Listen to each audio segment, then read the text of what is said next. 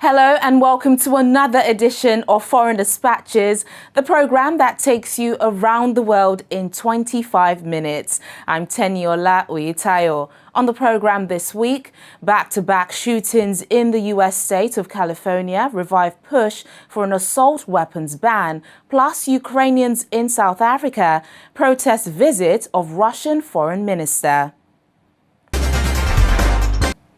Two horrific mass shootings separated by just a few days have shaken the US state of California. What's even more worrying is that with less than a week still left in January, this year there have already been 39 mass shootings across the United States, 5 of them in California.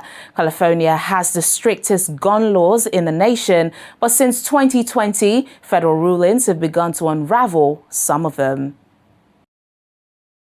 The latest gun violence struck the coastal town of Half Moon Bay, about 30 miles south of San Francisco, where a gunman opened fire on groups of farm workers at 2 locations about a mile apart, leaving a total of 7 dead and 1 badly injured. We saw all the sirens going one way and then all the sirens going the other way, and we were like, what is happening? There's something going on, but we just don't know where it is, and that was really terrifying as well. What next? You know, it's just everything's getting thrown at us. A small town like this, it really does bring it home, and it's just deplorable. Both sites were described by authorities as agricultural nurseries, where some of the workers also lived. Come here, hands up! The accused gunman was taken into custody a short time later after he was found sitting in his vehicle, parked outside a sheriff's station where authorities said they believe he had come to turn himself in. Through investigation, the suspect, identified as Chung Lee Zhao, a 67-year-old Half Moon Bay resident. At 4:40 p.m., Zhao was located in his vehicle in the parking lot of the sheriff's substation here in Half Moon Bay by a sheriff's deputy. Zhao was taken into custody without incident, and a semi-automatic handgun was located in his vehicle.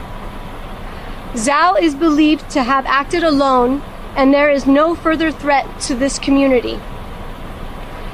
This is a devastating tragedy for this community and the families touched by this unspeakable act of violence. This is a horrific event, one that we would never imagine would occur in San Mateo County. Gun violence in this country is at completely unacceptable levels. It's really hit home tonight. Our hearts are broken. We are deeply grateful for law enforcement for their work this evening. But in the end, there are simply too many guns in this country, and there has to be a change. This is not an acceptable way for a modern society to live and conduct its affairs. The attack came just 2 days after a gunman killed 11 people at a Los Angeles area dance studio. Police identified 72-year-old Hu Can Tran as the suspect in the massacre, which took place during a Lunar New Year celebration. Jill and I are keeping the people of Monterey. The back-to-back shootings, both by Asian suspects and men of retirement age, have left Californians shocked over one of its bloodiest spates of mass gun violence in decades. I know the dance studio. I know the people there. I know the owner. We're actually very close friends. And so it personally hit home, and I'm still sorting through what happened and the victims. I may have known many of them. I'm still shaken up about it, and my best friend is also a ballroom instructor here at one of the studios, and so it just was very close to my heart, and I'm just still in shock. We're still all in shock. The community is reeling, and it's just, we're all here to support each other and really help each other get through this really heartbreaking time. Yes, I did go to the dance community every week, and the owners and then the managers are very close friends of us. It is a very sad, heartbroken, and in the shocking stage. It has also renewed calls for stricter gun laws in the country. Unfortunately, I have now become a member of the club of members of Congress who've had a mass shooting in their districts. It has been happening on a daily basis now, and we can barely keep count of these mass shootings. Something has to be done. We have to stop having the availability of these assault weapons. We do take it as a reminder of the urgency with which we need to strengthen our gun safety laws across the country. Many of my colleagues have pointed out, doesn't California have some of the strictest laws and protections of any state in the nation? That is true. And they have worked, and it is helpful. But when there's a patchwork of laws and protections to various degrees across states, then clearly there are vulnerabilities that can impact any community in the country. And so for the individuals in the community here in Monterey Park, throughout the region and throughout the country that are living in slightly more fear today because of what's been witnessed, this is a reminder that more needs to be done. We cannot let mass shootings be the norm, not here in Monterey Park, not in California, not anywhere in the United States of America. California has some of the most restrictive gun laws in the United States, the country with the highest rate of private gun ownership in the world. The state bans many kinds of guns that are legal in other states, and obtaining a required California gun license is relatively difficult. However, a California resident intent on breaking the law can illegally obtain banned weapons from parts of the country where guns are sold more freely. Only in America do we see this kind of carnage, this kind of chaos, this kind of destruction of communities and lives and confidence and a sense of safety and belonging, which we all yearn for, regardless of our political stripes. Where's the Republican Party been on gun safety reform? They blocked it every step of the way. One state can't do it alone. Shame on them, and shame on those that allow and perpetuate that to be rewarded politically. Shame on these judges that are rolling back the laws that we've established in the state of California. Shame on them. You deserve better. We deserve better. And so I'm here processing, like all of us, the absurdity, the theater, look around, of absurdity, only in America. Well, I'm excited. On Tuesday, President Joe Biden called on Congress to send a bill banning assault weapons to his desk as soon as possible. Finally, our hearts are with the people of California. They've been a rough couple of days. I just got back from spending time with Gavin Newsom on the floods and the devastation that occurred, and then on top of that, we see what's happened in California and what's happened to the Asian American community. It's been devastating. According to the Gun Violence Archive, 39 mass shootings have taken place across the United States in just the first 3 weeks of 2023. At least 70 people have been killed and 167 injured in mass shootings so far this year. And now South Africa has defended its warm relations and joint military drills with Russia as it hosted Foreign Minister Sergei Lavrov this week on his first visit since the invasion of Ukraine.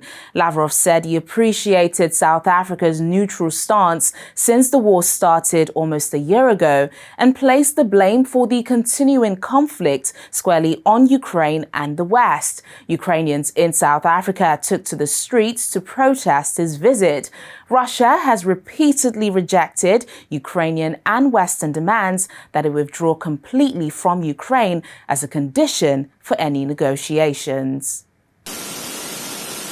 Russia's foreign minister on Monday cast the conflict between Moscow and the West as not hybrid and almost a real war. Sergei Lavrov, speaking during a trip to South Africa, also criticized the West for sending billions of dollars of arms to Kyiv. In favor of peaceful resolution of disputes, and will be always ready to discuss negotiated solution to any conflict on earth. Unfortunately, most of the conflicts launched by our Western colleagues did not lead to any improvement in the situation, and this is something which the world inherited. As regards the specific situation between us and Ukraine, it is well known that we supported the proposal of Ukrainian side to negotiate early in the special military operation, and by the end of March in Istanbul, 2 delegations agreed on the principles to settle this conflict. It is well known, it was published openly that our American and British and some European colleagues told Ukraine that it is too early to deal. And the arrangement, which was almost agreed, was never revisited by the Kyiv regime. South Africa is one of Russia's most important allies on a continent divided over the invasion of Ukraine and Western attempts to isolate Moscow. It says it's impartial and has abstained from voting on UN resolutions relating to what Russia calls a special military operation. Right, we good? I reiterate the view of South Africa that multilateralism and dialogues are key to unlocking international peace. I reiterate that view because that is the South African position. We have continued and will continue to urge that there should be a diplomatic solution and process to this current conflict because we regard war as terrible. We regard war as a negative for development and for world security. I would like to highly appreciate the position of principle of South Africa, including the position which you, Madam Minister, introduced in your recent interview. I respect the openness and the responsible approach which you demonstrated on the basis of your allegiance to the key national interest of South Africa and its people. Outside the Department of International Relations and Cooperation, where Lavrov was being hosted, protesters had gathered.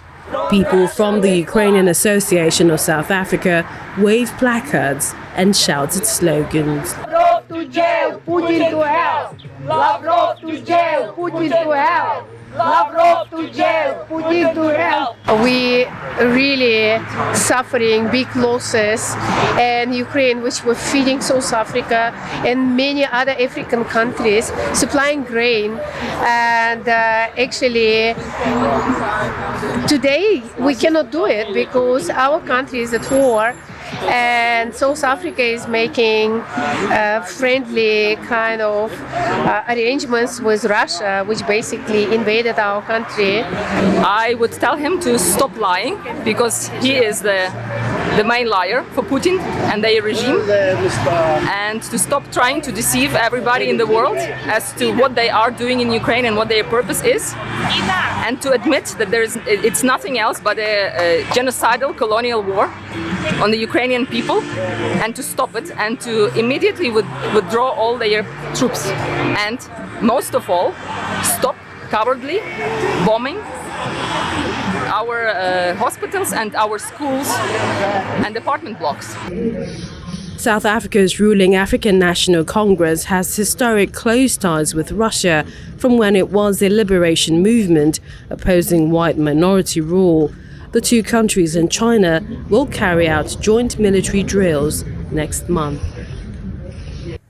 Where Foreign Dispatches returns in just a moment. Millions of people celebrate the Lunar New Year in China for the first time since the beginning of the COVID-19 pandemic, as most restrictions are now lifted. Please stay with us. Thanks for staying with us on the program. People across China on Sunday welcomed the Lunar New Year with family gatherings and crowds visiting temples after the government lifted its strict zero-COVID policy, marking the biggest festive celebration since the pandemic began 3 years ago. The Lunar New Year is the most important annual holiday in China. With the easing of most COVID-19 restrictions, many people could finally make their first trip back home to reunite with their families without worrying about the hassles of potential lockdowns and suspension of travel. China rang in the Lunar New Year on Sunday with its people praying for health after 3 years of difficulties under the pandemic. Queues stretched for a half a mile outside the iconic Lama Temple in Beijing, which had been repeatedly shut before COVID-19 restrictions ended in early December. Thousands of people waited for their turn to pray for their loved ones, as officials reported almost 13,000 new deaths caused by the virus between January the 13th and the 19th. This toll added to the nearly 60,000 in the month or so before that.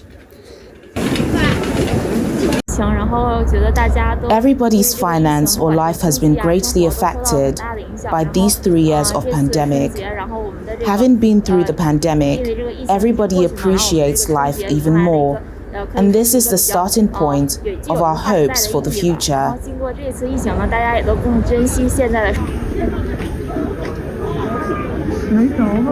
This is the first Lunar New Year in 3 years without COVID-19 restrictions, and it sparked a mass movement of people.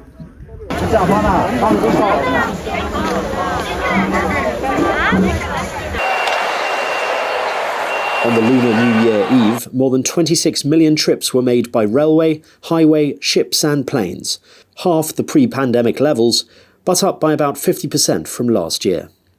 China has said the worst was over in its battle against COVID-19, but the mass movement of people fed fears of a further surge in infections.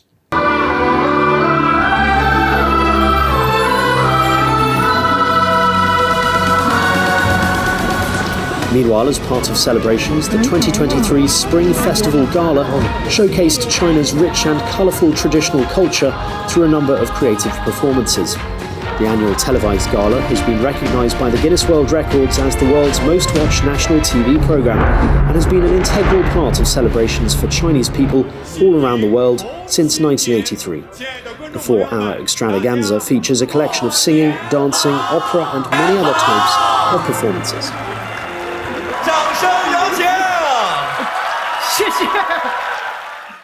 Meanwhile, many people around the world also joined China and other countries in Asia in celebrating the Spring Festival and welcoming the Year of the Rabbit. Celebrations included dancing, singing and other colourful activities as people extended their best wishes and blessings in embracing the new year. Take a look.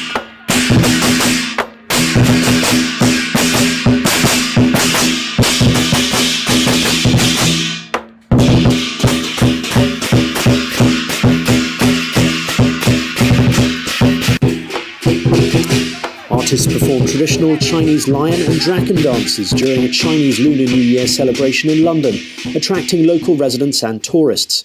Crowds packed the narrow streets of Chinatown in London's West End area, lining up for more than an hour for a seat in a restaurant, while celebratory dragons and bands performed to onlookers. I think probably the best way to describe it, is festive. There's always something going on. We're walking around, there's a dragon, there's a lion, everyone's yelling. There's always a noise in the background. Everything's flowing really smoothly. It just feels like there's a lot going on, really exciting. Lots of traditional Chinese activities around. I see a lot of people enjoying the vibe. Lots of people queuing for restaurants. And that's also why we're queuing here. Yeah, fantastic. I think it's a very charming and very interesting traditional Chinese festival. I really like this festival and always memory my families, my countries. You can definitely see it. Everyone's just walking around. There's no one's covering their mouths. Everyone's just looking at each other. There's no separation whatsoever. You can see it in the crowd as well. Everyone's just enjoying the atmosphere, having a very lively time. Not a worry. London claims to host the largest Chinese New Year celebrations outside of Asia. The celebrations marked the first major Chinese New Year events in the British capital since the onset of the coronavirus pandemic 3 years ago.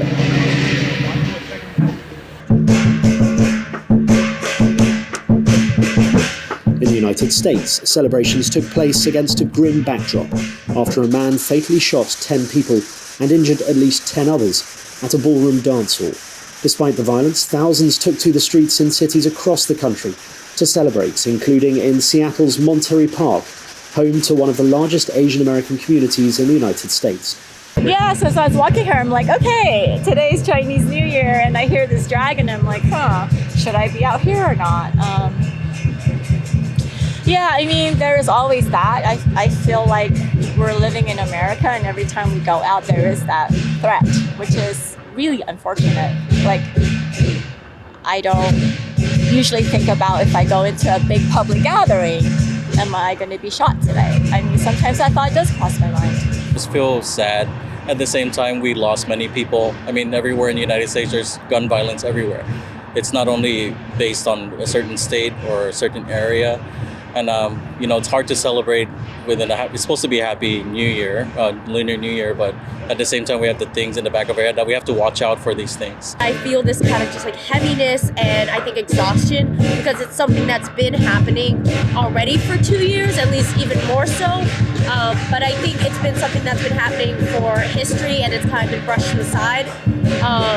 So right now, I just feel kind of a sadness and just exhaustion and a little bit of I think frustration that it has to happen on a day when we're trying to celebrate history. Mexicans came together in Mexico City on Sunday to celebrate the Lunar New Year and the Year of the Rabbit with a colourful costume contest. At the competition, now in its 6th edition, people showed off their creativity with decorated bicycles, bunny costumes and elaborate dresses. An 8-year-old girl named Frida took first place with her dragon bike.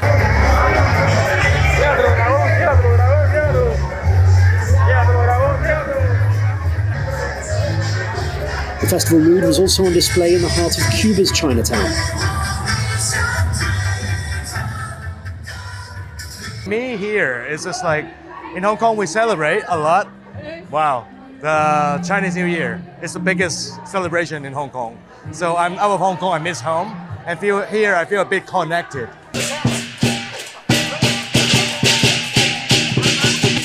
Sydney's Chinatown hopped back into business to welcome in the Lunar New Year, dedicated to the rabbit, with locals and tourists taking to the streets after years of on-off COVID-19 lockdowns.